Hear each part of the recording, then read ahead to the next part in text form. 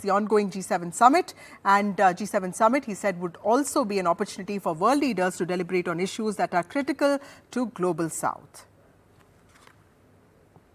That's the Prime Minister of India meeting Ukrainian President Zelensky. Time for a short break. More news and updates on the other side.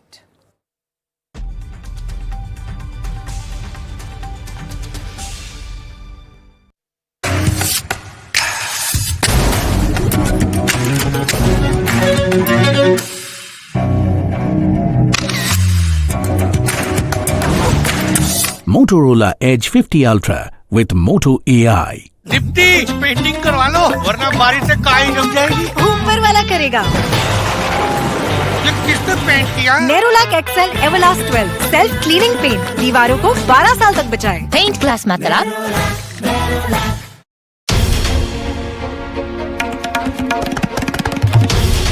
This is NDTV, and you're watching NDTV 24/7. Hello, Moto.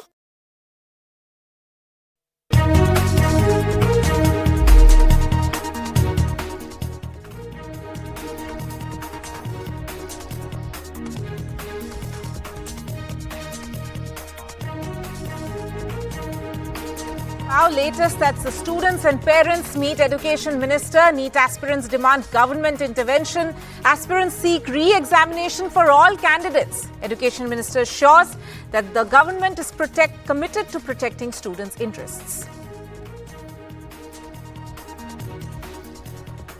Latest in the actor Darshan case, victim's post-mortem report is out and 15 injury marks found on the victim's body. Victim was assaulted with logs and leather belt.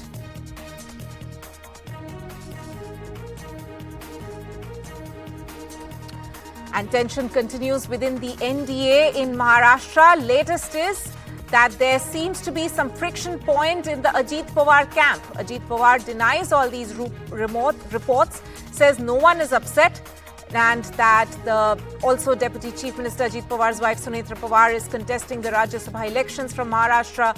Senior leader Chhagan Bhujbal reportedly upset. Prime Minister Modi in Italy for G7, key bilaterals on the sidelines of the summit. PM Modi meets Emmanuel Macron, French President, UK Prime Minister Rishi Sunak and Ukrainian President Zelenskyy.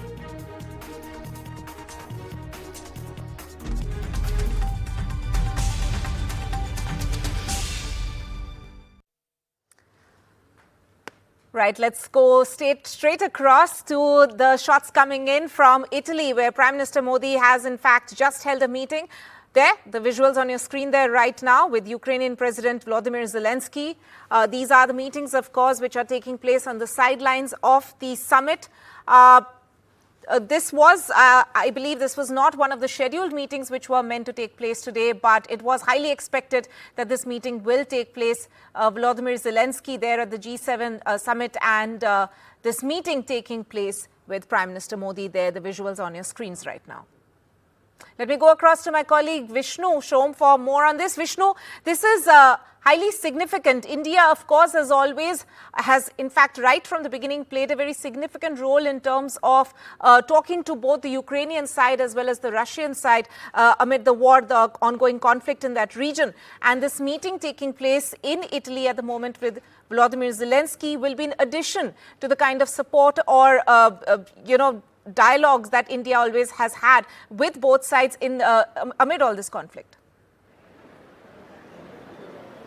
You know, it is very significant that the Prime Minister has met Volodymyr Zelensky over here. It wasn't clear whether or not this meeting would take place. It is significant because the primary agenda as far as G7 is concerned is Ukraine. And I think the fact that he is meeting the Ukrainian president sends a pretty strong signal to Moscow as well. Russia isn't here as a participant at the G7, but it does send a message to Russia that India isn't with any one power bloc. India has close relations with everybody, and so there is an excellent relationship with Russia. There's certainly an excellent relationship with Ukraine as well.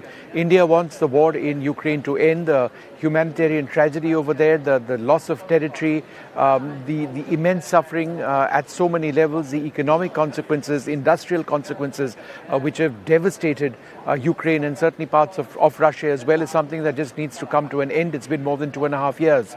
I should tell you that this meeting with Zelensky is not something that we knew about earlier on.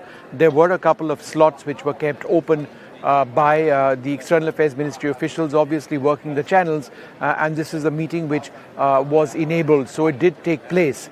There have also been other meetings with the British Prime Minister Rishi Sunak and also with the French President Emmanuel Macron.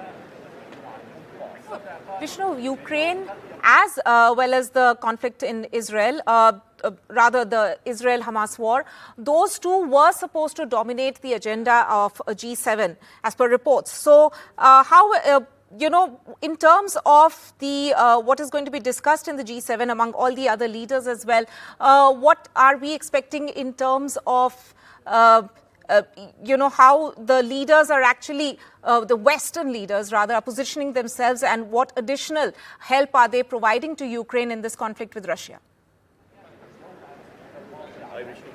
Well, what we can actually tell you at this juncture is that there is a very important effort which is taking place when it comes to the transfer of approximately $50 billion worth of funds from seized Russian assets to Ukraine. So not only is Ukraine being propped up through military assistance, the US announced a record military aid package some time back. That's already flowing in.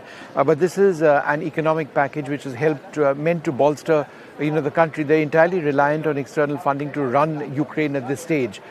There are some legal issues which are, in a potential problem in ensuring that 50 billion or so does ultimately make its way into Ukraine, but that is being resolved. I expect that to be one of the major takeaways of the G7 summit. As far as Israel is concerned, remember, Israel isn't over here. However, Israel's closest allies are, and therefore there would possibly be in that G7 statement, when it does come out at some stage tomorrow or possibly day after, a categorical mention of the need for the humanitarian suffering and tragedy in Gaza to come to an end, while reinforcing that terrorism is unacceptable entirely, and therefore also in a sense balancing Israel's concerns over terrorism with the humanitarian tragedy in Gaza. Also, there has been one successful hostage for prisoners swap. Would there be another one? Would there be a push at the level of the G7 to ensure that takes place? That's something we'll have to wait and see. Right, Vishnu, coming back to the meeting between Zelensky and Prime Minister Modi, what could be Ukraine's ask from India, considering the role that we've seen, as we mentioned, as we were discussing, that India has played in terms of talking to both sides, given the history of, the kind of expectations that Ukraine has had from India? What could be Zelensky's demand from Prime Minister Modi now? Well, I've engaged with the Ukrainian foreign minister, Dmytro Kuleba, on a couple of occasions. We've done 3 interviews on NDTV. I've traveled extensively throughout the war zone in Ukraine.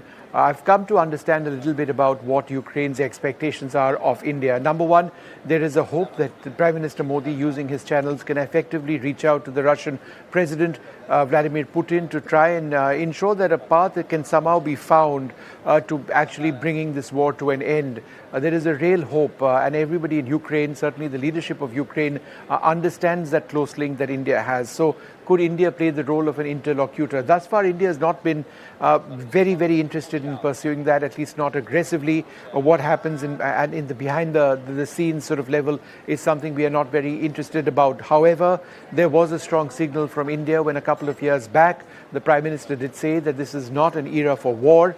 He said this to President Putin. There is a hope that that message can actually go out, that look, please try and end this. The fact that you've got the Ukrainians so willing to engage India comes at a time when India continues to import massive quantities of Russian oil. And that's something that they're upset about. They don't like that. But we have got our own self-interest in mind. It's nation first. These are competitively priced oil resources which India wants at this juncture. So we made it an absolute priority. Of course, we want the war in Ukraine to end. Of course, we want the misery to end. But at the same time, when it comes to the import of oil, it's something that India needs to do. And also, there are tremendous double standards as far as Europe is concerned. When it comes to the import of oil and natural gas from Russia, it's not exactly as if the pipelines were instantly switched off to the West.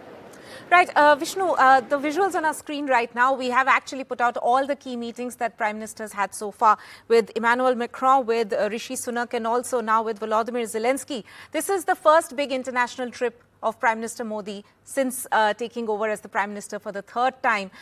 In a way, India once again projecting itself as the voice of the global South. So very key, significant trip by the Prime Minister in Italy this time, attending the G7, India attending for the 11th time. Talk us through some of the meetings and the bilaterals that the Prime Ministers, some of them already done, and more ahead, which the Prime Minister is going to have, the meetings that he will have today.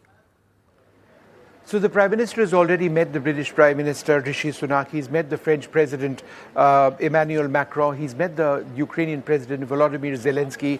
He will be meeting Prime Minister Kishida of Japan. He will be meeting Olaf Scholz, the German Chancellor. And at this juncture, it's unclear whether he'll be meeting the US President Joe Biden, though given the extremely close relations between India and the United States, it's entirely likely that that would take place as well. So these are the important meetings which are scheduled over here. And I should mention, not least of all, the important relationship between India and Italy. Giorgia Meloni, the Italian Prime Minister, Italy being the host country this time around. India and Italy have an important strategic partnership. It's a partnership based on a relationship at so many levels. The economic equation has been growing significantly. There are 2 lakh people of Indian origin in this country. $400 million is the investment made by Indian companies into Italy.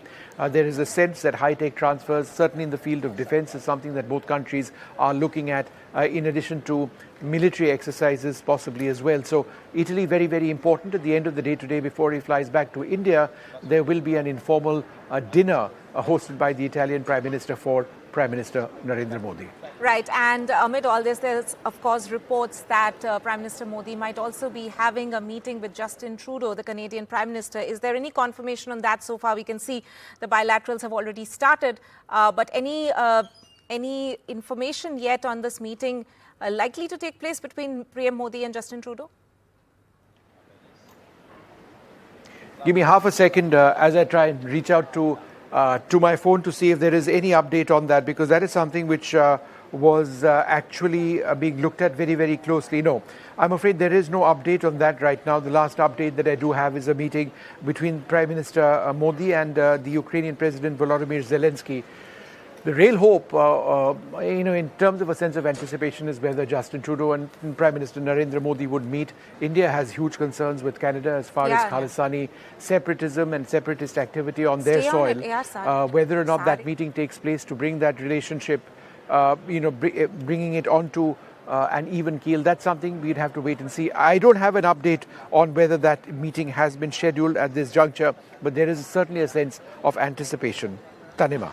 Right, Vishnu, let's go back to talking about Ukraine and how it is actually one of the main agenda points. The war in Ukraine is one of the main agenda points in G7. So Ukraine being at the center stage in G7 in terms of Zelensky's demands, not just with vis-a-vis India, but also in terms of the West, in terms of the Western democracies, leaders who are representing that there at G7. What could be some of the demands that Ukraine has of those leaders as well?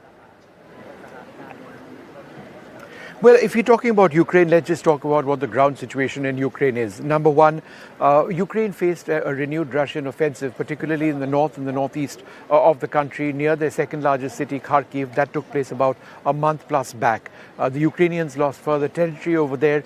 The Russians have been particularly persistent also in the Donbass region, which is further to, and Luhansk region, which is further to the east of the country. But those are areas where which they've occupied since 2014, and they continue to push westwards.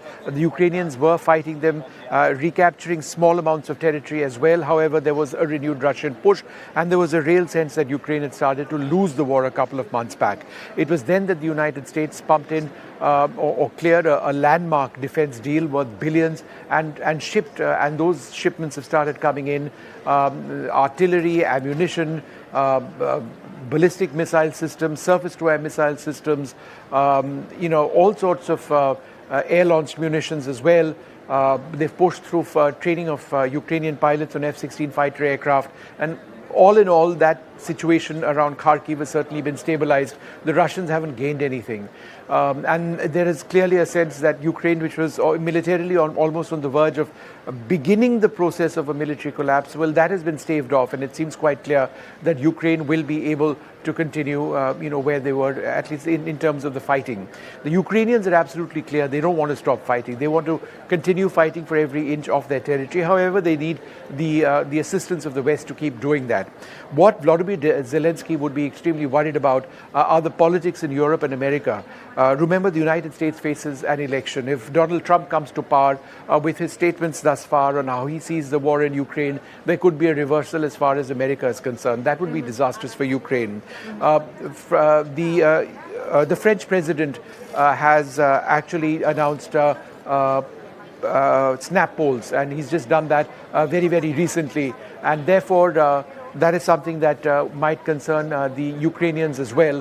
Why? Because with the rise of the East, I beg your pardon, with the rise of some elements in the European Parliament, there is a sense that there could be trouble as far as Ukraine is concerned, because with new leaders and their policies, whether Ukraine would continue to enjoy that support or not remains to be seen. The British Prime Minister Rishi Sunak goes into elections also in a couple of months from now.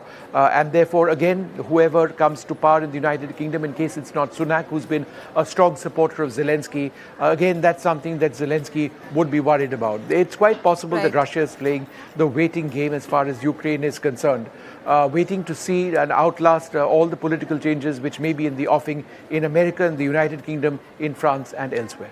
Vishnu Shom there reporting from Italy on the G7 summit currently underway. Thank you so much for joining us with that.